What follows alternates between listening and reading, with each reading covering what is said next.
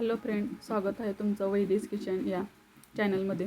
तर आज आपण गणपती स्पेशल रव्या बेसनचे लाडू करणार आहे. हे एकदम झटपट आणि तोंडात टाकताच विरघळणारे मस्त असे दाणेदार. बघू शकता, पाहताक्षणीच तोंडाला पाणी सुटेल असे आपले लाडू तयार झालेले आहेत. तर एकदम झटपट होतात, काहीही वेळ लागत नाही, खूप छान पद्धतीने तयार होतं. तर चला, इथे मी 1 वाटी रवा घेतलेला आहे. बारीक रवा स्वच्छ चाळून घ्यायचा आहे आणि 7 ते 8 मिनटं हा रवा मंद आचेवर छान असा भाजून घ्यायचा आहे. तूप टाकायचं नाही. 7 ते 8 मिनिट छान पद्धतीने भाजून घ्यायचा आहे. 8 मिनिट झाल्यानंतर तो एका प्लेटमध्ये काढून घ्यायचा आहे आणि नंतर त्याच कढईत त्याच वाटीने माप घ्यायचं आहे. 1 वाटी बेसन, तेही छान खरपूस असं भाजून घ्यायचं आहे. तेही बेसन तूप न टाकताच भाजायचं आहे 7 ते 8 मिनटं. छान असं रवाळ बघू शकता. छान असं बेसन पीठसुद्धा आपलं भाजलेलं आहे.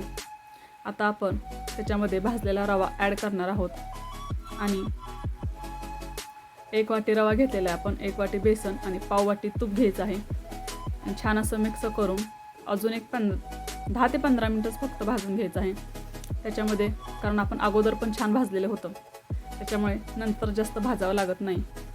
तर बघू शकता, मस्त असं तूप रव्याला आणि बेसनला छान लागलेलं आहे आणि बेसनाने आता तूप सोडायला सुद्धा सुरुवात केलेली आहे. बघू शकता, छान असं आपलं बेसन भाजलेलं आहे. 10 ते 15 मिनटं झालेली आहेत. रंगसुद्धा बदललेला आहे. आता आपण गॅस बंद करायचा आहे आणि मिश्रण पूर्णपणे थंड होऊ द्यायचं आहे. आणि मिश्रण पूर्णपणे थंड झाल्यानंतर त्याच्यामध्ये 1 वाटी पिठी साखर, 1 चमचा वेलची पावडर टाकून छान असं मिक्स करायचं आहे. पूर्ण गाठी फोडून घ्यायची आहेत, एकसुद्धा गाठ ठेवायची नाही. तर बघू शकता, मस्त असं लाडू बांधता येतात.